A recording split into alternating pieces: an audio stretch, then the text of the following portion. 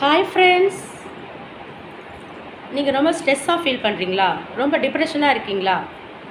நான் ஒரு சின்ன ஒரு மெடிடேஷன் பண்ண சொல்கிறேன். எவ்ரி மார்னிங் அதை நீங்கள் ஃபாலோ பண்ணுங்கள். ஓகே ஓகே ஒன்றும் இல்லை.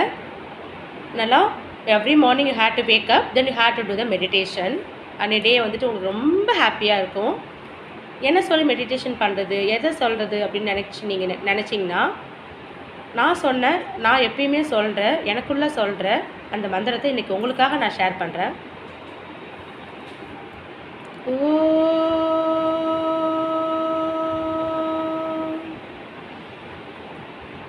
சிவய நமய நம சிவம சிவய நவய நமசி நம சிவய.